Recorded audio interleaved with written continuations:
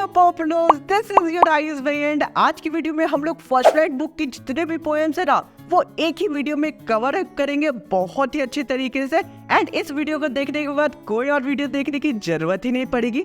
And एक special surprise है तुम लोगों के लिए, जो भी 2 बेस्ट कमेंट मुझे एग्जाम से पहले दिखेंगे उन्हें मैं रैंडमली नोट्स प्रोवाइड करूंगा, या कह सकते हो कि हैक नोट्स प्रोवाइड करूंगा, जो कि एजुकेशनल भैया ऐप में 129 रुपीज में अवेलेबल है। वो मैं अपनी तरफ से फ्री में तुम लोगों को दूंगा, यानी कि अच्छे कमेंट तुम लोगों को करने होंगे वीडियो में। इंस्टाग्राम पे फॉलो कर लेना अगर नहीं किया होगा तो। एंड आराम से चुको मुको बैठो एंड आज की 3D एनिमेटेड वीडियो का मजा लो। धोते जाओ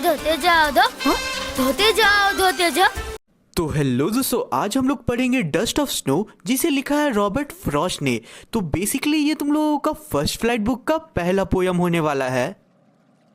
इस पोयम में रॉबर्ट फ्रॉस्ट हमें समझाते हैं कि कैसे छोटी छोटी इंसिडेंट हमारे मूड को तुरंत ही चेंज कर देती है, या तो ये इंसिडेंट हमारे मूड को बहुत अच्छा बना देती है या तो बहुत खराब कर देती है।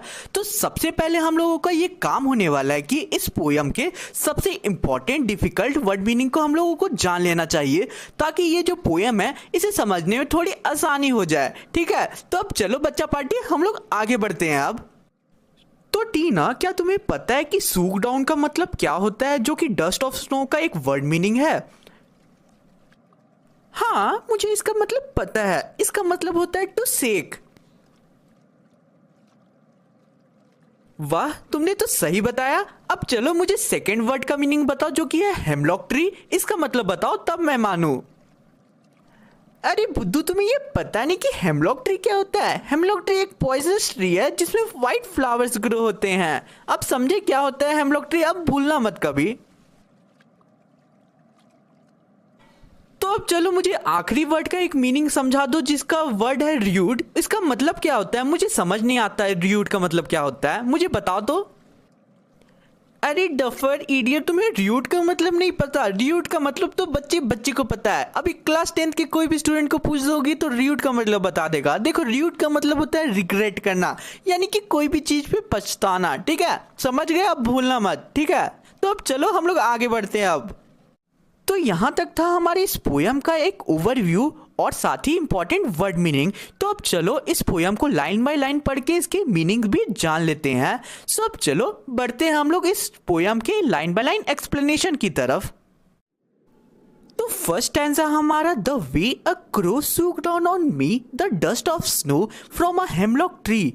मतलब कि रॉबर्ट फ्रॉस्ट हमें इस फर्स्ट स्टैंजा से ये बताना चाहते हैं कि बोलते हैं कि जब वो एक हेमलॉक ट्री के नीचे खड़े होते हैं तब अचानक ही एक क्रो ऊपर से डस्ट ऑफ स्नो गिराता है। ठीक है, फर्स्ट स्टैंजा में रॉबर्ट फ्रॉस्ट हमें इतना ही बोलते हैं। अब हम लोग बढ़ते हैं हमारे सेकेंड स्टैंजा की ओर। अब सेकेंड स्टैंजा में रॉबर्ट फ्रॉस्ट हम लोगों को ये बोलते हैं कि has given my heart a change of mood and saved some part of a day I had rued. इसका मतलब ये है कि जैसे ही वो डस्ट ऑफ स्नो उनके ऊपर गिरती है वैसे ही उनके मूड को चेंज कर देती है और अच्छा कर देती है, और बाकी के दिन को बर्बाद होने से बचा लेती है। इससे तुम लोग ये समझ सकते हो कि उस दिन ऑथर का जो मूड होता है वो बहुत ही ज़्यादा खराब होता है, लेकिन एक छोटी सी इंसिडेंट उनके मूड को पूरा स्विंग कर देती है।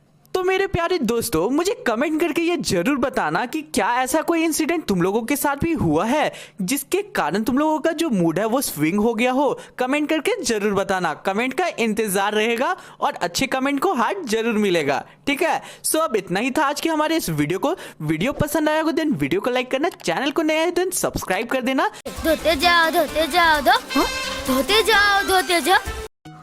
तो आज हम लोग पढ़ने वाले हैं फायर एंड आइस, जिसके पोएट है रॉबर्ट फ्रॉस्ट। तो ये जो हमारा पोयम है ये हमारे फर्स्ट फ्लाइट बुक का क्लास 10th का सेकंड पोयम है। ठीक है, तो उम्मीद करूंगा कि आपको आज का जो हमारा एनिमेटेड वीडियो है वो बहुत पसंद आने वाला है। तो हम लोग शुरू करेंगे आज के इस पोयम को एक छोटे से ओवरव्यू के साथ।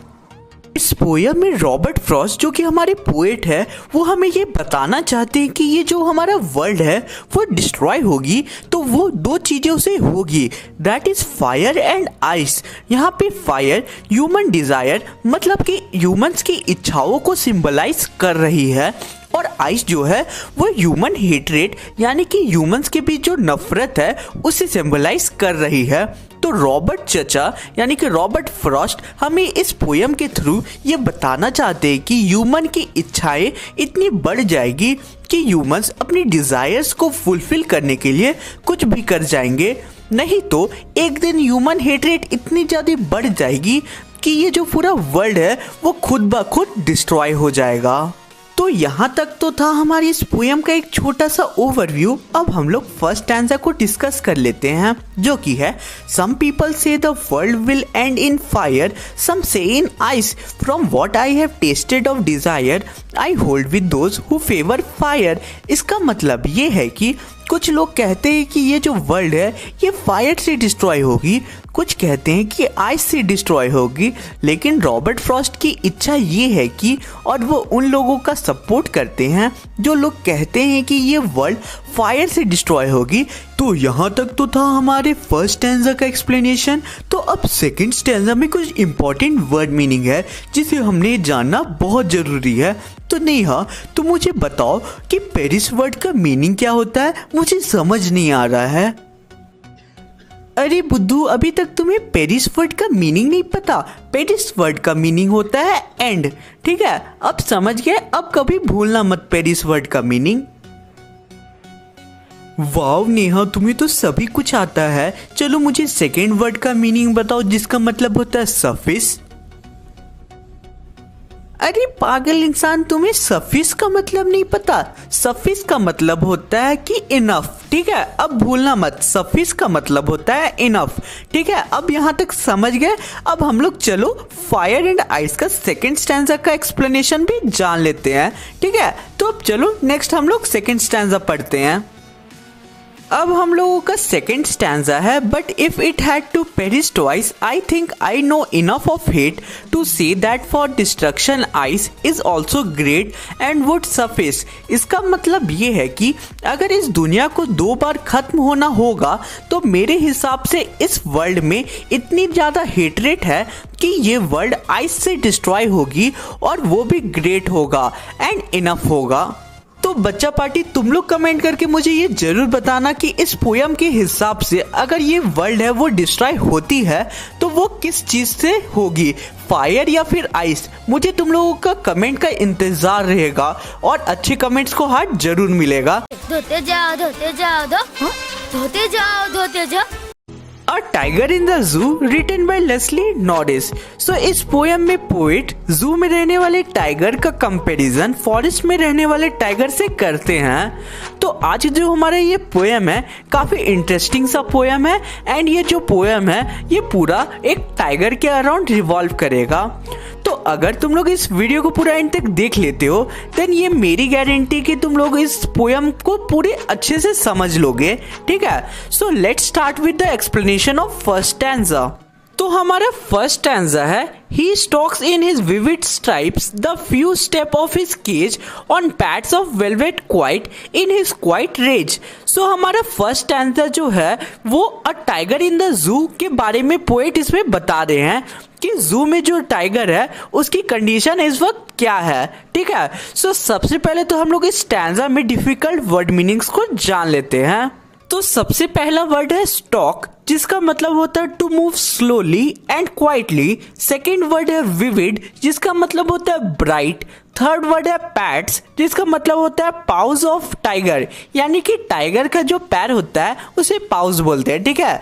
फोर्थ वर्ड है रेज, जिसका मतलब होता है एंगर। फिफ्थ वर्ड है वेलवेट, जिसका मतलब होता है a cloth made of cotton और सॉफ्ट क्लोथ, ठीक है? यानी कि कोई भी जो कपड़ा जो बहुत ज़्यादा सॉफ्ट हो उसे वेलवेट कहते हैं हम लोग, ठीक है? सो अब हम लोग इसके एक्सप्लेनेशन की तरफ चलते हैं, यानी कि फर्स्ट स्टैंजा का हिंदी एक्सप्लेनेशन की तरफ चलते हैं।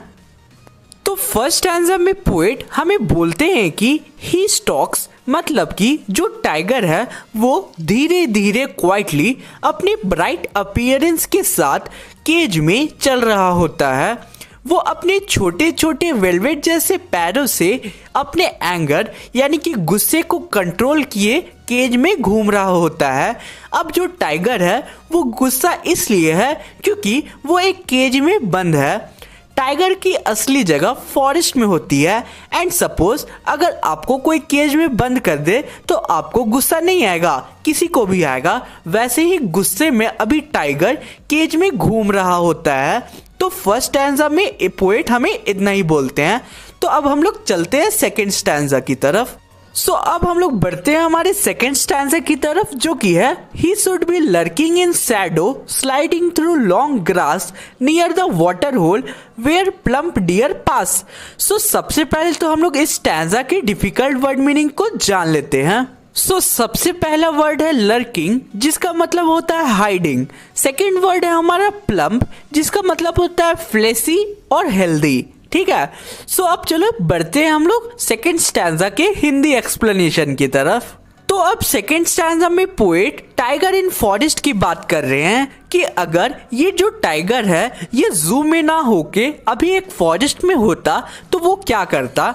इस स्टैंजा में पोएट बोलते हैं कि अगर ये टाइगर फॉरेस्ट में होता तो वो इस वक्त लंबी घास के पीछे कोई वाटर बॉडी के पास घात लगाए छिपा होता, ताकि वो किसी हिरन का यानी किसी डियर का शिकार कर पाए और उसे खा पाए। तो इस स्टैंजा में पोएट इतना बोल रहे हैं। तो अब चलो बढ़ते हैं हम लोग थर्ड स्टैंजा की तरफ। तो अब हमारा थर्ड स्टैंजा है he should be snarling around houses at the jungle's edge baring his white fangs his claws terrorising the village. ठीक है। इस स्टैंजा का डिफिकल्ट वर्ड मीनिंग को अब हम लोग जान लेते हैं। तो सबसे पहला वर्ड है स्नार्लिंग, जिसका मतलब होता है ग्राउल करना या फिर गुर्राना। सेकेंड वर्ड है बेयरिंग, जिसका मतलब होता है एक्सपोज। थर्ड वर्ड है फैंक्स, जिसका मतलब होता है लॉन्ग शार्प टीथ। तो अब चलो अब मैं तुम लोगों को थर्ड स्टैंजा एक्सप्लेन कर देता हूं।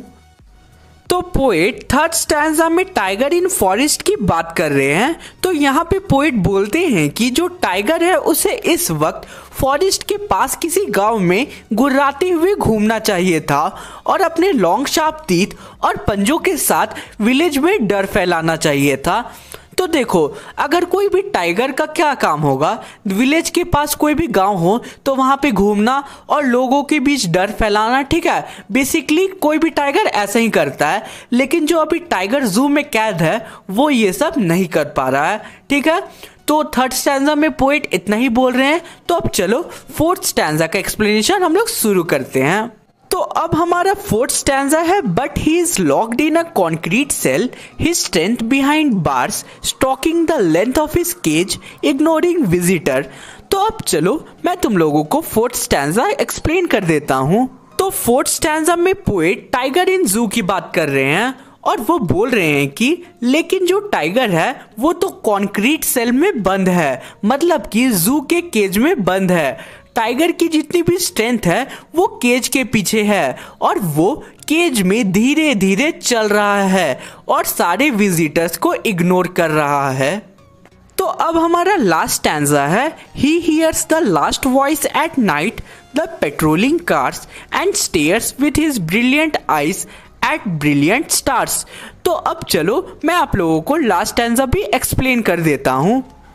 तो अब लास्ट स्टैंजा में पोएट हमें बोलते हैं कि जो टाइगर इन जू है वो लास्ट आवाज रात में पेट्रोलिंग कार्स की सुनता है और अपनी चमकती हुई आंखों से स्टार्स को देखता रहता है। तो इसी के साथ आज का हमारा ये एनिमेटेड वीडियो कंप्लीट होता है। वीडियो थोड़ा सा भी अच्छा लगा हो देन वीडियो को लाइक करना, चैनल पे नए हो देन सब्सक्राइब जरूर करना। धोते जाओ धोते जाओ। अमांडा बेटी उठ जाओ, सुबह हो गया है। मम्मा मैं अभी नहीं उठूंगी, मुझे थोड़ा देर और सोना है। तो बचपन में या फिर अभी के टाइम में भी जब तुम लोग थोड़े बड़े हो गए होगे फिर भी तुम्हारे पेरेंट्स तुम्हें बहुत सारे इंस्ट्रक्शन देते होंगे कि ऐसा मत करो, ये गलत है, ये सही है। और बहुत सारे बच्चों को जब उनके पेरेंट्स ऐसा बोलते हैं तब थोड़ा गुस्सा आता है उन्हें। तो आज की हमारी पोयम एक अमांडा नाम की छोटी सी बच्ची के बारे में है जो अपनी मदर के रोक टोक की वजह से काफ़ी परेशान रहती थी। इसलिए अमांडा ने अपनी एक अलग ही इमेजिनेशन इमेजिनेशन की वर्ल्ड बना लिया था, जिसे तुम लोग पोएम में ब्रैकेट्स के अंदर देख सकते हो। सो आज हम लोग पढ़ने वाले हैं हमारे फर्स्ट फ्लाइट बुक का एक और इजी सा पोएम, जिसका टाइटल है अमांडा, और इसे लिखने का कष्ट किया है रॉबिन कैलिन ने। सो अगर तुम लोग इस वीडियो को पूरे एंड तक देख लेते हो ना, तो ये तुम्हारे भाई की गारंटी कि इस पोएम से कोई भी क्वेश्चन आता है तुम्हारे बोर्ड्स में, तो तुम लोग कोई भी क्वेश्चन को इजीली लिख के आ सकते हो, ठीक है। सो चलो शुरू करते हैं आज के एक्सप्लेनेशन को। So let's get started. तो हमारा फर्स्ट स्टैंजा है, don't bite your nails Amanda, don't hunch your shoulders Amanda, stop there slouching and sit up straight Amanda.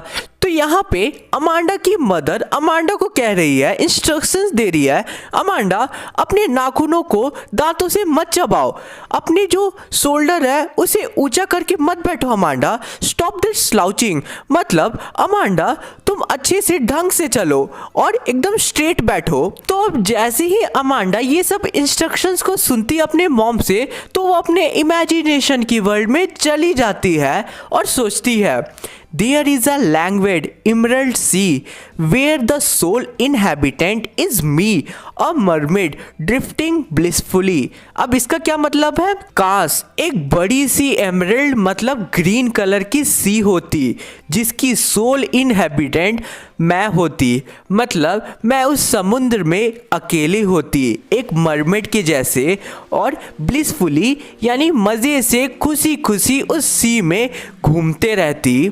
तो अब हमारा फर्स्ट स्टैंजा कंप्लीट होता है। चलो सेकंड स्टैंजा की तरफ बढ़ते हैं। Did you finish your homework Amanda, did you tidy your room Amanda, I thought I told you to clean your shoes Amanda. अब यहाँ पे फिर से अमांडा की मदर अमांडा को इंस्ट्रक्शन दे रही है, अमांडा क्या तुमने अपने होमवर्क को कंप्लीट किया, अमांडा क्या तुमने अपने रूम को साफ कर लिया, मुझे लगा कि मैंने तुम्हें कहा कि तुम अपने शूज को साफ कर लो अमांडा, क्या तुमने अभी तक अपने शूज को साफ नहीं किया अमांडा। ठीक है, अब यहाँ तक समझ गए कि अमांडा की मॉम ने अमांडा को क्या कहा।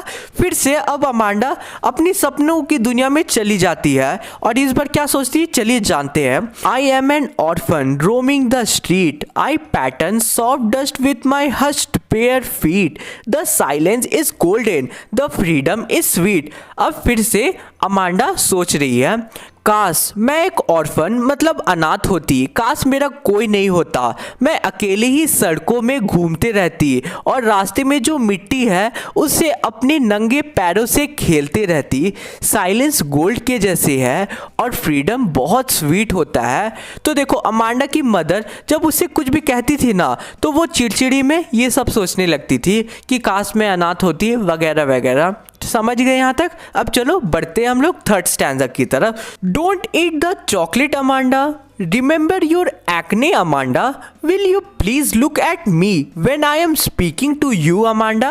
अब फिर से अमांडा की मदर अमांडा को कह रही है, अमांडा चॉकलेट मत खाओ, तुम भूल गई, तुम्हें याद नहीं है कि चॉकलेट खाने से तुम्हारे एक्ने यानी पिंपल्स आते हैं, क्या तुम मेरी तरफ देख के मुझसे बात करोगी अमांडा। अमांडा की मदर ये सब अब अमांडा को कहती है, ठीक है। अब फिर से अमांडा सपनों की दुनिया में चली जाती है और सोचती है, I am Rapunzel, I have not a care, life in a tower is tranquil and rare, I will certainly never let down my bright hair. अब यहाँ पे वो सोच रही है, तो यहाँ पर तो सबसे पहले हम लोगों को ये जानना जरूरी है कि रपंजल आखिर कौन थी। रपंजल एक फेरी टेल प्रिंसेस थी जिसके मैजिकल हेयर होते हैं जो बहुत ही लंबे हो सकते थे। उसके अकॉर्डिंग रपंजल को एक बहुत ही ऊंचे टावर में कैद कर दिया जाता है, लेकिन रपंजल अपने हेयर्स के थ्रू टावर से कभी भी नीचे उतर जाती थी एंड किसी को भी रूम में बुला लेती थी। तो अब अमांडा सोचती है, काश मैं रपंजल होती, उस टावर में अकेले बिना कोई डिस्टर्बेंस के रहती और मैं तो अपने लॉन्ग हेयर्स को रूम के बाहर कभी नहीं निकालती। अब हमारा लास्ट स्टैंजा है, Stop that sulking at once, Amanda. You are always so moody, Amanda. Anyone would think that I nagged at you, Amanda. अब यहाँ पे फिर से अमांडा की मदर अमांडा को कहती है, मेरे से नाराज़ होना बंद करो अमांडा, तुम बहुत ही ज़्यादा मूडी हो अमांडा। कोई भी जो घर में आएगा भी वो सोचेगा कि मैंने तुम्हें बहुत ज़्यादा डांटा है, स्कोल्ड किया है, तो ऐसा क्यों कर रही हो अमांडा तुम। So guys, with this we have completed our full chapter. उम्मीद करता हूँ तुम लोगों को एक्सप्लेनेशन बहुत अच्छा लगा होगा। धोते जाओ धोते जाओ धोते जाओ धोते जाओ। तो आज हम लोग पढ़ने वाले हैं द ट्रीज, जो कि तुम्हारी फर्स्ट फ्लाइट बुक का एक बहुत ही इंपॉर्टेंट सा पोयम है। तो इस वीडियो का एक सीक्रेट बताऊं तुम लोगों को, किसी को बताना मत। इस वीडियो के एंड में मैं तुम लोगों को इस चैप्टर से, इस पोयम से काफ़ी इंपॉर्टेंट क्वेश्चंस दूंगा जो तुम्हारे एग्जाम्स में भी आ सकते हैं, इसलिए वीडियो को बिना स्किप किए एंड तक तो जरूर देखना। तो अगर तुम लोग इस पोयम को खुद से रीड करोगे ना, तो तुम लोगों को लगेगा कि ये जो पोयम है ये पूरा ट्रीज के ऊपर है, लेकिन रियलिटी में ये जो पोयम है ये वुमेन्स के बारे में, या फिर कह सकते हो कि गर्ल्स के बारे में है। तुम लोगों को इस पोयम को समझने के लिए हर जगह पे ट्रीज को हटाकर वुमेन को रखना होगा, क्योंकि इनडायरेक्टली पूरा पोयम वुमेन्स पे है। एंड अगर तुम लोग ऐसा नहीं करोगे देन मैं तुम लोगों को बता दे रहा हूँ कि ये पोयम नहीं समझ आएगा। तो मैं तुम लोगों को हर स्टैंजा दो पर्सपेक्टिव से एक्सप्लेन करूंगा, एक वुमेन को रख के एक्सप्लेन करूंगा एंड एक ट्रीज के पर्सपेक्टिव से एक्सप्लेन करूंगा। तो अब आराम से चुकू बैठ जाओ और आज के एनिमेटेड वीडियो का मजा लो। सो हमारा फर्स्ट स्टैंजा है, the trees inside are moving out into the forest that was empty all these days, where no bird could sit, no insect hide, no sun bury its feet in shadow. The forest that was empty all these nights will be full of trees by morning. यहाँ पे हम लोगों को Adrian rich poet's बताती है कि जो trees घर के अंदर है वो फॉरेस्ट में जा रही है, उस फॉरेस्ट में जो अभी तक खाली थी यानी कि एम्प्टी थी। अब ट्रीज के जगह वुमेन को रख दो एंड फॉरेस्ट के जगह वर्ल्ड को रिप्लेस करके मीनिंग समझो। जो वुमेन घर के अंदर अभी तक कैद थी, वो वुमेन अब घर से बाहर निकलकर अलग अलग एरियाज में अपना कंट्रीब्यूशन दे रही है उस वर्ल्ड में जो अभी तक वुमेन्स के बिना खाली था। फॉरेस्ट में कोई भी ट्रीज नहीं थी, इसलिए बर्ड्स ट्रीज पे बैठ नहीं पाते थे, ना ही कोई इंसेक्ट्स हाइड हो पाते थे। ट्रीज की शैडो भी सन रेज के चलते फॉरेस्ट में नहीं बनता था। फिर आगे बताया गया है कि जो फॉरेस्ट अभी तक रात में खाली थी वो सुबह तक ट्री से भर जाएगी। इसका सीधा मतलब समझो तो ये बताया जा रहा है कि जो वर्ल्ड अभी तक वुमेन के बिना खाली थी वो वुमेन से भर जाएगी, क्योंकि धीरे धीरे लोग लिटरेट हो रहे हैं एंड वुमेन की इम्पोर्टेंस को समझ रहे हैं एंड उन्हें घर से बाहर भी निकलने दे रहे हैं। तो ये था हमारा फर्स्ट स्टैंजा। कहीं पे भी डाउट होगा देन तुम लोग कमेंट करना, तुम्हारा भाई तुम लोगों को जरूर रिप्लाई देगा। एंड साथ ही में यार तुम लोग सब्सक्राइब नहीं करते, बोलो तो तुम्हारा भाई तुम लोगों को कितना प्यार करता है एंड तुम लोग अपने भाई को प्यार ही नहीं करते हो। सब्सक्राइब करो, हम लोगों को बहुत आगे तक जाना है। चलो सेकेंड स्टैंजा को शुरू करते हैं। All night the root work to disengage themselves from the crack in the veranda floor. The leaves strain toward the glass, small twigs stiff with exertion, long cramped boughs shuffling under the roof like newly discharged patients, half dozed. Moving to the clinic doors. देखो इस stanza में काफ़ी सारे difficult word है, मैं तुम लोगों को सबसे पहले उन वर्ड्स को एक्सप्लेन कर देता हूँ।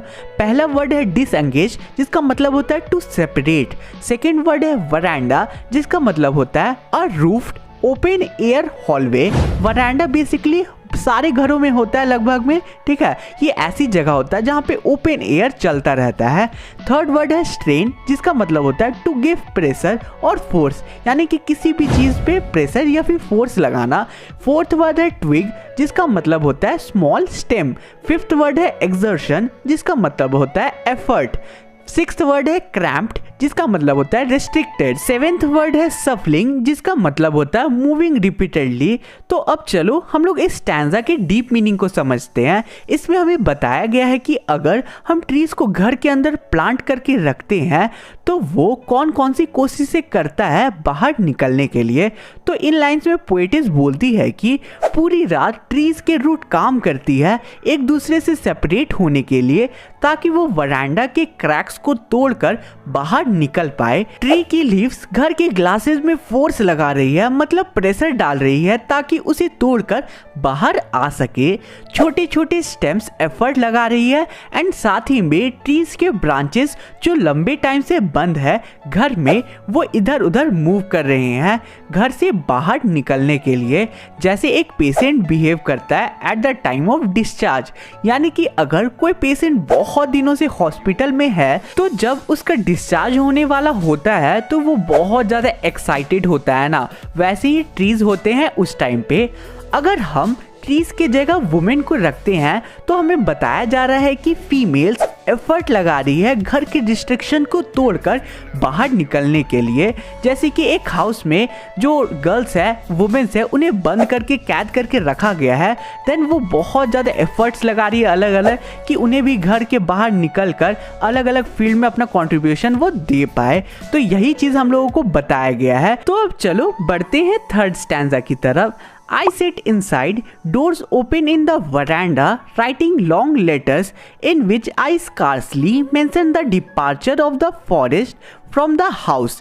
The night is fresh, the whole moon shines in a sky still open. The smell of leaves and lichen still reaches like a voice into the rooms. My head is full of whispers which tomorrow will be silent. यहाँ पे अब poetess बोलती है कि मैं घर के अंदर बैठी हूँ, वरांडा का डोर खुला है एंड मैं लंबे लंबे लेटर्स लिख रही हूँ जिसमें रियरली मैंने कहीं भी हाउस से फॉरेस्ट बाहर जा रहे हैं उसके बारे में मेंशन किया है। अब आगे बताया जा रहा है कि वो रात बहुत फ्रेश थी, मून शाइन कर रही थी, स्काई पूरा क्लियर था, वहाँ कोई भी बादल नहीं थे स्काई में, लीव्स और लिचन की स्मेल रूम तक आ रही थी और वो वॉइस के जैसे पोएटेस को लग रहा होता है। उस टाइम पे पोएटेस को बहुत सारी आवाजें सुनाई दे रही है जो कल साइलेंट हो जाएगा क्योंकि कल ट्रीज हाउस से फ्री हो जाएंगे। ट्रीज को रिप्लेस करके अगर वुमेन्स के पर्सपेक्टिव से समझोगे तो यहाँ हम लोगों को बताया जा रहा है कि कल एक नया सवेरा होगा जहाँ पे वुमेन्स फ्री होगी, आज़ाद होगी एंड उनमें कोई भी रिस्ट्रिक्शन नहीं लगाया जाएगा। तो अब यही था हमारा थर्ड स्टैंजा। आई होप पूरा स्टैंजा क्लियर होगा। कहीं पे भी डाउट होगा देन कमेंट करना एंड साथ ही में अगर वीडियो यहाँ तक देख लिया है एंड सब्सक्राइब नहीं किया देन सब्सक्राइब भी कर देना। चलो अब हम लोग fourth stanza that is last stanza को शुरू करते हैं। Listen, the glass is breaking, the trees are stumbling forward into the night, winds rush to meet them, the moon is broken like a mirror, its piece flash now in the crown of tallest oak। यहाँ पर हम लोगों को बताया जा रहा है कि एंड पोएटेस बोलती है कि ध्यान से सुनो, ग्लास टूट रही है, ट्रीज रात में घर से बाहर निकल रही है, विंड ब्लो हो रही है, यानी कि तेजी से हवा चल रही है जो ट्रीज से मिलने और उन्हें वेलकम करने के लिए तेजी से चल रही है। ऐसा लग रहा है जैसे मून शीशे की जैसे टूट रहा है। उसकी चमकती हुई पीसेस जब एक टॉल ओक ट्री में पड़ रही है तो एक क्राउन मतलब ताज के जैसा चमक रही है। यहाँ वुमेन को रख के देखोगे तो बताया जा रहा है कि फाइनली गर्ल्स वुमेन फ्री हो गई है, उन पे सारी रिस्ट्रिक्शंस हट चुके हैं एंड वो अब आज़ाद है। So with this we have completed our full poem. I hope तुम लोगों को पूरा पोएम अच्छे से समझ आ गया होगा। चलो अब मैं तुम लोगों को इस पोएम के बहुत ही इंपॉर्टेंट क्वेश्चंस दे देता हूँ। जो क्वेश्चन तुम लोग अपने स्क्रीन पे देख रहे हो ये काफ़ी ज़्यादा इंपॉर्टेंट क्वेश्चंस है एंड इसके अब आंसर कहाँ मिलेंगे, तुम लोगों को इसके आंसर चाहिए होगा देन टेलीग्राम ग्रुप ज्वाइन कर लेना, लिंक डिस्क्रिप्शन में गिवन है। धोते जाओ धोते जाओ धोते जाओ धोते जाओ। तो आज हम लोग पढ़ने वाले हैं तुम्हारे फर्स्ट राइट बुक का एक सबसे चिंदी सा पोएम जिसका नाम है फॉग। एंड यकीन करो कि तुम लोगों को पता ही नहीं चलेगा कि कब वीडियो स्टार्ट हो रहा है एंड कब खत्म हो जाएगा। तो इस वीडियो का एक सीक्रेट बताऊं तुम लोगों को, किसी को बताना मत। वीडियो को एंड तक देख लोगे देन एंड में मैं तुम लोगों को बहुत ही इंपॉर्टेंट क्वेश्चंस दूंगा जो तुम्हारे एग्जाम्स में भी आ सकते हैं, इसलिए वीडियो को पूरा एंड तक जरूर देखना। तो अब आराम से चुकू मुकू बैठो एंड आज की इस एनिमेटेड वीडियो का मजा लो। तो आखिर फॉग क्या होता है? फॉग को हम लोग हिंदी में कुहासा या कोहरा बोलते हैं, जो कि विंटर्स में क्रिएट होता है जब ठंड बहुत ज़्यादा बढ़ जाती है एंड इससे हम लोग सामने कुछ देख नहीं पाते, ठीक है, सब चीज़ धुंधला दिखता है। स्मोक टाइप का एक एटमॉस्फेयर क्रिएट हो जाता है जिससे हम लोग कुछ भी सामने देख नहीं पाते। तुम लोगों को तो पता ही होगा। तो इस इजी सा पोएम को लिखने का कष्ट किया है कार्ल सैंडबर्ग ने। इनका पूरा नाम कार्ल अगस्त सैंडबर्ग था। इनका बर्थ 6 जनवरी 1878 में हुआ एंड डेथ 22 जुलाई 1967 में हुआ। ये एक American poet, biographer, journalist and editor थे। इतना ज्ञान काफी है पोएट के बारे में। अब चलो हम लोग इस पोएम के लाइन बाय लाइन एक्सप्लेनेशन को शुरू करते हैं। इस पोएम में फॉग को कैट से कंपेयर किया गया है और साथ ही में फॉग एंड कैट के बीच की सिमिलैरिटीज भी बताई गई है। तो हमारा पोएम है the fog comes on little cat feet, मतलब जो धुंध है, जो फॉग है, वो बहुत ही धीरे धीरे आती है एक बिल्ली के जैसे दबे पैरों के साथ। कभी भी बिल्ली तुम्हारे घर में आती होगी तो तुम लोगों को पता ही नहीं चलता होगा कि घर में बिल्ली आई है। वैसे ही फॉग भी बिना कोई साउंड निकाले चुपके से आती है। It sits looking over harbor and city on silent haunches and then moves on. यहाँ दो डिफिकल्ट वर्ड्स है। पहला है हार्बर, सेकेंड है हॉन्चेस। हार्बर का क्या मतलब होता है? हार्बर ऐसी जगह होती है जहाँ पे हम शिप्स को रखते हैं। शेल्टर ऑफ शिप्स को तुम लोग हार्बर कह सकते हो या फिर हिंदी में हार्बर को हम लोग बंदरगाह बोलते हैं।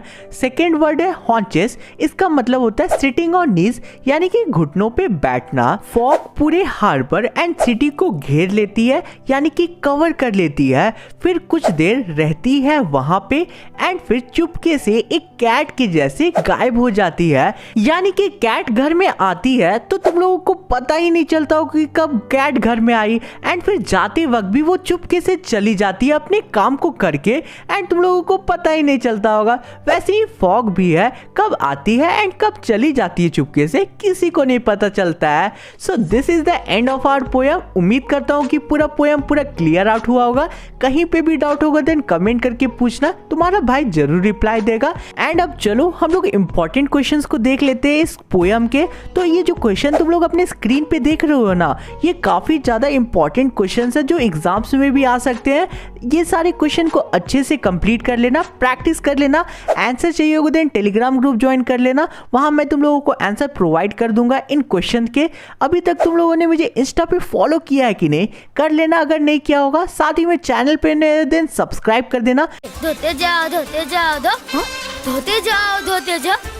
तो आज हम लोग पढ़ने वाले हैं the tale of Custard the dragon, जो कि तुम्हारी फर्स्ट फ्लाइट बुक का एक सबसे लंबा पोएम है, लेकिन पोएम बहुत ही ज्यादा इजी है क्योंकि ये जो पोएम है ये एक बैलेड है। बैलेड मतलब क्या होता है? बैलेड मतलब एक ऐसा सॉन्ग या पोएम जो कोई स्टोरी बताता हो, उसे हम बैलेड कहते हैं। तो इस वीडियो का एक सीक्रेट बताऊं तुम लोगों को, किसी को बताना मत। वीडियो के एंड में यानी कि पोएम के एंड में मैं तुम लोगों को एक बहुत ही इंपॉर्टेंट क्वेश्चंस दूंगा जो तुम्हारे एग्जाम्स में भी आ सकते हैं। तो पूरा वीडियो को जरूर देखना। तो अब आराम से चुकू बैठो एंड आज की इस एनिमेटेड वीडियो का मजा लो। चलो आज के एक्सप्लेनेशन को शुरू करते हैं। एंड हाँ, चैप्टर स्टार्ट करने से पहले तुम लोग मुझे कमेंट करके बताओ कि इस पोएम को लिखने का कष्ट किसने किया है, इससे तुम लोगों को पोएट का नाम याद रहेगा। चलो पोएम को शुरू करते हैं फर्स्ट स्टैंजा से।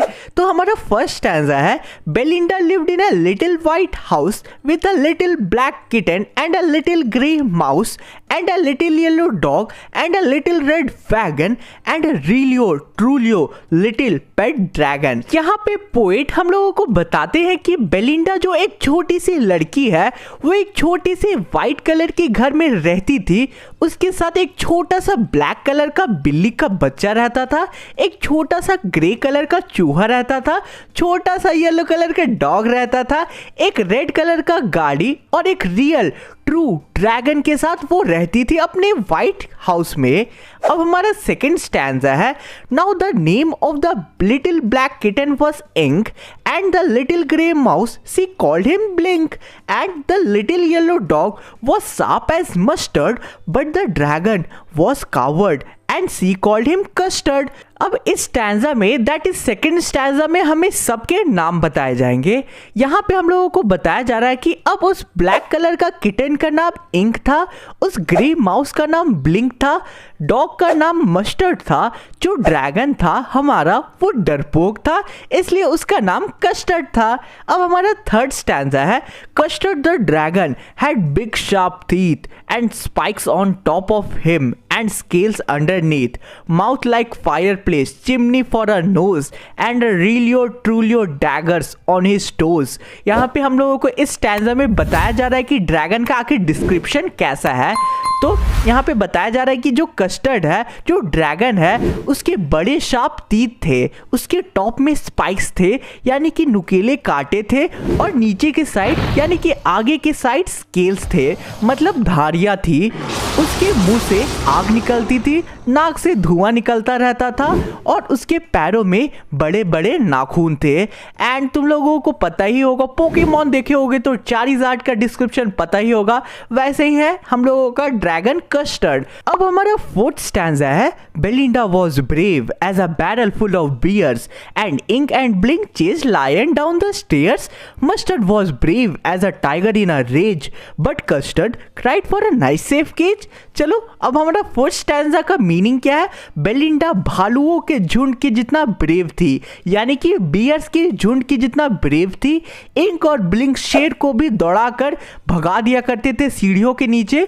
मस्टर्ड इतना ब्रेव था जितना एक टाइगर गुस्से में होता है, लेकिन कस्टर्ड हमेशा एक सेफ पिंजरे के लिए रोता रहता था। यहाँ पे अब देखो कितना पलट गया सिचुएशन कि जो हमारा ड्रैगन है वो सबसे ज़्यादा ताकतवर है, लेकिन वो हमेशा रोता रहता था। तो यारो यहाँ तक कोई भी डाउट होगा ना, देन कमेंट करके जरूर पूछना, तुम्हारा भाई तुम्हें जरूर रिप्लाई देगा। साथ ही में चैनल पे नए हो देन सब्सक्राइब कर देना। एंड हाँ, अभी तक तुम लोगों ने मुझे इंस्टा पे फॉलो किया है कि नहीं, लिंक डिस्क्रिप्शन में गिवन है, फॉलो कर लेना। चलो अब हम लोग फिफ्थ स्टैंजा को शुरू करते हैं। अब हमारा फिफ्थ स्टैंजा है, Belinda tickled him, she tickled him unmerciful, Ink, Blink and Mustard, they rudely called him Percival.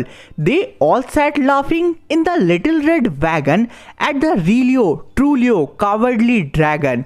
यहाँ पे अब हम लोगों को क्या बताया जा रहा है, फिफ्थ स्टैंजा में पोएट हमें बताते हैं कि वो सब मिलकर कैसे उस ड्रैगन को तंग करते थे। बेलिंडा उसे टिकल मतलब गुदगुदी करती थी, और वो उस पे बिना कोई तरस खाए गुदगुदी करती जाती थी। Ink, Blink and Mustard rudely यानी कि गुस्से में उसे पर्सिवल कह के चिढ़ाते थे। पर्सिवल कौन था? पर्सिवल एक बहुत ही ब्रेव सोल्जर था, लेकिन किसी रीजन के कारण वो डर जाता है एंड जंग में लड़ने ही नहीं जा पाता है। वो सारे रेड वैगन में बैठकर उस रियल ट्रू ड्रैगन के ऊपर हंसते रहते थे एंड उसका मजाक बनाया करते थे। अब हमारा सिक्स्थ स्टैंजा है, Belinda giggled till she shook the house and Blink said weak which was giggling for a mouse. Ink and Mustard rudely asked his age when Custard cried for a nice safe cage। अब इस stanza में बताया जा रहा है कि जो Belinda है वो कस्टर्ड पे जोर जोर से हंसती रहती थी एंड पूरे घर को हंस हंस कर हिला दिया करती थी, यानी कि बहुत जोर से हंसती थी। ब्लिंक अपनी लैंग्वेज में वीक कहकर उस पे हंसता था। इंक एंड मस्टर्ड रूडली उससे उसका एज पूछा करते थे, जब कस्टर्ड अपनी केज के लिए रोता रहता था, यानी कि एक सेफ केज के लिए रोता रहता था। अब हमारा सेवेंथ स्टैंजा है, suddenly they heard a nasty sound and mustard growled and they all looked around. Meow cried Ink and oh cried Belinda, for there was a pirate climbing in the window। अब अचानक से वो लोग बहुत ही जोरदार आवाज सुनते हैं। मस्टर्ड गुर्राने लगता है, यानी कि वो जो कुत्ता है वो गुर्राने लगता है एंड वो सारे इधर उधर देखने लगते हैं। मियाओ यानी कि जो इंक है वो मियाओ करके चिल्लाता है, बेलिंडा ओह करके चिल्लाती है एंड वो सब देखते हैं कि एक जो पायरेट है वो विंडो से क्लाइम करके उनके घर में आ रहा था। अब हमारा 8th स्टैंजा है, pistol in his left hand pistol in his right and he held in his teeth a cutlass bright. His beard was black, one leg was wood. It was clear that the pirate meant no good। यहाँ पे हम लोगों को बताया जा रहा है कि वो जो पायरेट था उसके दोनों हाथों में पिस्तल था एंड उसने अपने मुंह में एक कटलेस ब्राइट यानी कि एक चाकू पकड़ा हुआ था। उस पायरेट का जो बियर्ड था यानी कि दाढ़ी था वो काले कलर का था, उसका एक लेग वुड का था। इट वॉज क्लियर, यानी कि ये सब चीज़ें देख के ये पता चल रहा था कि जो पायरेट है वो कोई भी अच्छे काम के लिए उनके घर में नहीं आया था। यहाँ पर अब एक अलग ही सिचुएशन क्रिएट हो गया था एंड वो लोग अब खतरे में थे। अब हमारा 9th स्टैंजा है, Belinda पेल्ड and she cried help help, but Mustard fled with a terrified yelp. Ink trickled down to the bottom of the household and little mouse blinked strategically mousehold. यहाँ पे हम लोगों को बताया जा रहा है कि आखिर वो लोग क्या रिएक्शन देते हैं जब वो पायरेट उनके घर में आता है। बेलिंडा का चेहरे का रंग उड़ जाता है और वो चिल्लाती है कोई बचाओ, हेल्प हेल्प। जो मस्टर्ड है वो चिल्लाते हुए वहाँ से भाग जाता है। इंक जो कि किटन है वो दबे पाव वहाँ से घसक लेता है, यानी कि भाग जाता है और घर के नीचे कहीं जाकर छुप जाता है। ब्लिंक मतलब कि जो चूहा है वो स्ट्रैटेजिकली यानी कि दिमाग लगाता है और अपने होल में जाकर घुस जाता है, जैसे जब टॉम चेस करता था चेरी को एंड वो अपने घर में घुस जाया करता था ना, वैसे ही ब्लिंक अपने चूहे के बिल में जाकर छुप जाता है। सो आई होप तुम लोगों को यहाँ तक का पोएम पूरा क्लियर आउट हुआ होगा। तुम लोगों का सपोर्ट का तुम्हारे भाई को बहुत ज़्यादा ज़रूरत है क्योंकि हम लोगों को जल्दी से जल्दी 50 के क्रॉस करना है, तो सब्सक्राइब कर देना। चलो अब हम लोग शुरू करेंगे 10th स्टैंजा को। 10th स्टैंजा है हमारा, but up jumped custard snorting like a engine, clashed his tail like irons in a dungeon, with a clatter and clank and a jangling squirm he went at the pirate like a robin at a worm. अब custard उछलता है और वो एक engine के जैसा sound निकालते हुए आता है। वो अपनी पूंछ को जोर जोर से हिलाते हुए आता है। वो एक तीखी आवाज और शोर करते हुए उस पायरेट के पास जाता है, जैसे एक रॉबिन बर्ड वॉर्म पे झपट्टा मारता है, वैसे ही वो तुरंत ही उस पायरेट के पास जाता है। अब 11th स्टैंजा है हमारा, the pirate gaped at Belinda's dragon and gulped some grog from his pocket flagon, he fired 2 bullets but they didn't hit and Custard gobbled him every bite. अब यहाँ पर हमारे 11th स्टैंजा में बताया जा रहा है कि पायरेट बेलिंडा के ड्रैगन की तरफ घूरता है और अपने पॉकेट से एक वाइन की बोतल निकालकर उससे एक जिप पी लेता है। अब वो उस ड्रैगन पे 2 बुलेट फायर कर देता है, लेकिन थैंकफुली वो जो बुलेट्स था वो मिस कर जाती है और फिर तुरंत ही कस्टर्ड पायरेट को निगल जाता है, यानी कि उसे कच्चा चबा जाता है। अब हमारा 12th स्टैंजा क्या है? 12th स्टैंजा है, Belinda embraced him, Mustard licked him, no one mourned for a pirate victim, Ink and Blink in glee did गाइडेड around the dragon that ate the pirate. अब यहाँ पे होना क्या था? अब भाई जो कस्टर्ड है उसने उन लोगों की जानें बचा ली, तब अब सब तो उसके फैन बन जाएंगे। देखते हैं अब यहाँ पे हम लोगों को क्या बताया गया है। बेलिंडा उसे प्यार से हक कर लेती है, मस्टर्ड उससे चाटने लगता है। कोई भी पायरेट विक्टिम के बारे में ना ही सोचता है ना ही उदास होता है।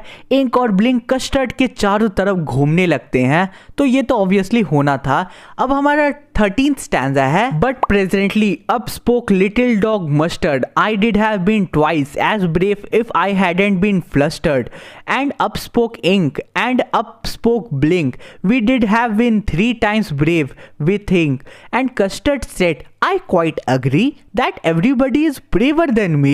तो अब यहाँ पे मस्टर्ड जो डॉग है वो तुरंत बोलता है कि अगर मैं कंफ्यूज नहीं होता देन मैं अभी कस्टर्ड से ज़्यादा ब्रेव होता, ट्वाइस ब्रेव होता। एंड इसके बाद इंक और ब्लिंक बोलते हैं, जो कि हमारे टॉम एंड जेरी है, वो बोलते हैं कि हम लोगों को लगता है कि हम 3 गुना उसे बहादुर है, हमें लगता है। तो फिर कस्टर्ड रिप्लाई करता है कि मैं तुम सभी की बातों में अग्री करता हूँ कि तुम सभी मेरे से बहुत ज़्यादा ब्रेव हो, यानी कि बहुत ज़्यादा बहादुर हो। अब हमारा 14th and 15th stanza repeated है। 14th स्टैंजा फर्स्ट स्टैंजा के इक्वल है, यानी कि उसी का मीनिंग है same to same, and 15th stanza 4th stanza का मीनिंग में है। यहाँ पे हम लोगों को 14th स्टैंजा में बताया जा रहा है कि बेलिंडा आज भी उस सफ़ेद घर में रहती है अपने अलग अलग दोस्तों के साथ, यानी कि उस ब्लैक किटन यानी कि बिल्ली के बच्चे के साथ, उस चूहे के साथ, बिल्ली के साथ, कुत्ते के साथ एंड उस ड्रैगन के साथ आज भी उस घर में रहती थी। एंड 15th स्टैंजा में हम लोगों को वही चीज़ बताया गया है कि बेलिंडा आज भी ब्रेव है, एक बैरल फुल ऑफ बियर, यानी कि बियर के एक झुंड के जैसा ब्रेव है। इंक और ब्लिंक लायन को चेस करके भगा दिया करते थे। मस्टर्ड उतना बहादुर है जितना टाइगर गुस्से में होता है। एंड कस्टर्ड आज भी रोता रहता है एक नाइस सेफ केज, यानी कि एक सेफ पिंजरे के लिए। सो गाइस, इसी के साथ आज का हमारा पूरा पोएम कंप्लीट होता है। अब तुम्हारे स्क्रीन पे जो क्वेश्चंस है ये बहुत ही इंपॉर्टेंट क्वेश्चंस है एंड हो सके तो ये तुम्हारे एग्जाम्स में भी मैच कर सकता है क्वेश्चन। तो अगर तुम लोगों को इस क्वेश्चंस के आंसर चाहिए होगा देन टेलीग्राम ग्रुप ज्वाइन कर लेना, लिंक डिस्क्रिप्शन में गिवन है। वहाँ डॉक्यूमेंट के फॉर्म में मैं सारे क्वेश्चन के आंसर प्रोवाइड कर दूंगा।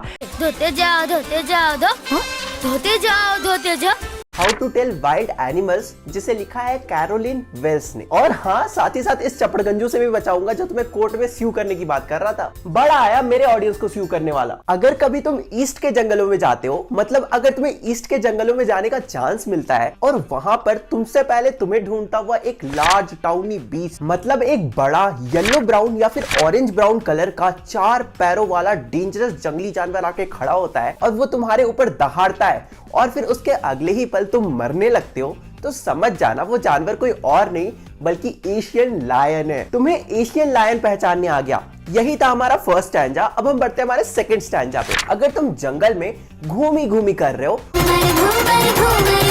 और यही घूमी घूमी करते हुए तुम्हें एक जानवर दिखता है, एक नोबल वाइल्ड बीस्ट दिखता है।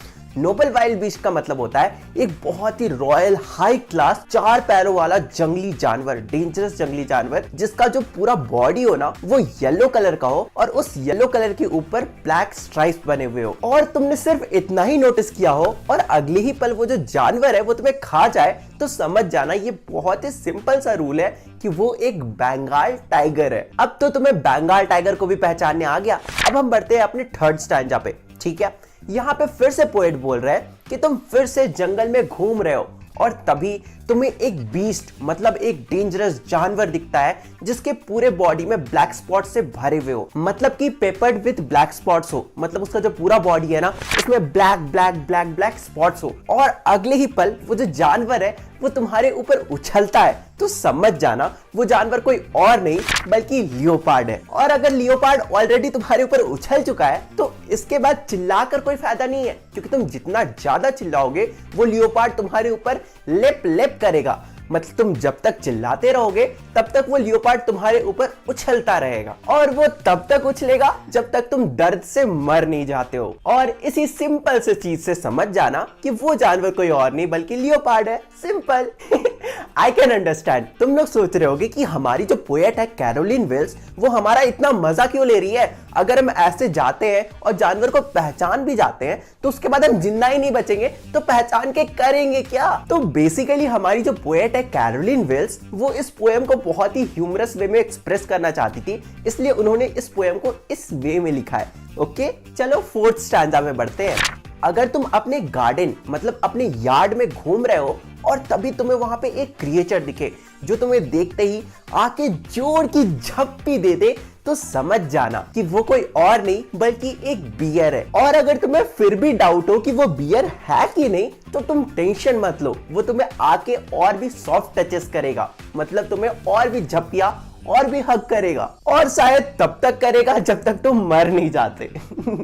अब तो तुम बियर को भी पहचान लोगे। चलो अब हम स्टैंजा 5 में बढ़ते हैं। यहाँ पे मैं तुम्हें 2 जानवरों में, 2 एनिमल में डिफरेंशिएट करना सिखाऊंगा और दोनों ही एनिमल बीस्ट ऑफ प्रे है। बीस्ट ऑफ प्रे का मतलब होता है कि एक एनिमल जो दूसरे एनिमल को खाता है। एक नोविस, मतलब एक नौसिखिया इंसान हो सकता है क्रोकोडाइल और हाइना में कंफ्यूज हो जाए, मतलब नॉन प्लस हो जाए। नॉन प्लस हो जाएगा मतलब ही होता है कंफ्यूज हो जाए। ओके, लेकिन हमेशा याद रखना कि जो हाइना होते हैं ना वो मेरी स्माइल के साथ आते हैं, मतलब उनके फेस में हमेशा एक स्माइल होती है, वो भी बड़ी सी। और वहीं पे जो क्रोकोडाइल होते हैं वो तो हमेशा रोते रहते हैं। तो यही 2 बेसिक कैरेक्टरिस्टिक्स है जिससे तुम जान पाओगे कि कौन सा बीस्ट ऑफ प्रे हाइना है और कौन सा बीस्ट ऑफ प्रे क्रोकोडाइल है। अब हम हमारे लास्ट स्टैंजा पे बढ़ते हैं, मतलब स्टैंजा 6 में। तुम्हें पता है एक चमेलियन, कमेलियन या चमेलियन तुम कुछ भी बोल सकते हो, ऐसा मतलब जरूरी नहीं है, मतलब तुम्हारी प्रोनाउंसिएशन तुम्हारी मर्जी। ओके, तो एक जो चमेलियन होता है उसके कान नहीं होते हैं, लेकिन वो बिल्कुल एक लिजार्ड जैसा दिखता है। और जब भी तुम एक पेड़ के ऊपर देखते हो और वहां पे तुम्हें कुछ भी ना दिखे, मतलब जब तुम एक पेड़ के ऊपर देखो और वहां पे तुम्हें कुछ भी नहीं दिख रहा है, मतलब नथिंग दिख रहा है, तो समझ जाना वो जो नथिंग है ना वही चमेलियन है। क्योंकि तुम्हें पता है कि जो चमेलियन होते हैं वो अपना रंग बदल सकते हैं। तो वो जब पेड़ पे होंगे ना तो वो पेड़ का कलर के हो गए होंगे, जब वो लीव्स के पास होंगे तो वो लीव्स का कलर का हो गए होंगे।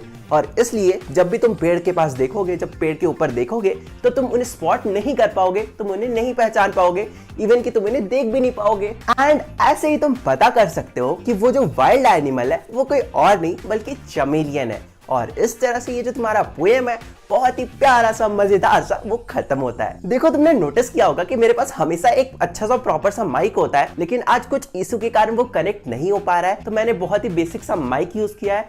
थोड़ा सा आवाज मतलब साउंड क्वालिटी है वो थोड़ा सा डिग्रेडेड होगा, तो फिक्र मत करो, मैनेज कर लेना। वीडियो तो डिटेल में ही है, एक्सप्लेनेशन भी मैंने सही से देने की कोशिश की है एकदम अच्छे से। तो हाँ, अगर वीडियो पसंद आता है तो वीडियो को लाइक करना, चैनल को सब्सक्राइब करना और मुझे इंस्टाग्राम में तुम लोग फॉलो कर सकते हो, वहां पे तुम मेरी असली फोटो देख सकते हो। धोते जाओ धोते जाओ धोते जाओ धोते जाओ। द बॉल पोएम जिसे लिखा है जॉन बेरीमैन भैया ने। तो सबसे पहले इस चैप्टर का ओवरव्यू से स्टार्ट करते हैं। तो देखो होता ऐसा कुछ खास नहीं है, बस जो हमारे पोएट है जॉन बेरीमैन भैया वो एक बच्चे को अपने बॉल्स के साथ खेलते हुए देख लेते हैं। फिर गलत चीज सोच रहे हो तुम ठरकियो, मैं वो वाली बॉल्स का बात नहीं कर रहा हूँ, मैं खेलने वाली बॉल्स का बात कर रहा हूँ। अब इसका क्या मतलब हुआ कि तुम लोग उसी बॉल से खेलते हो?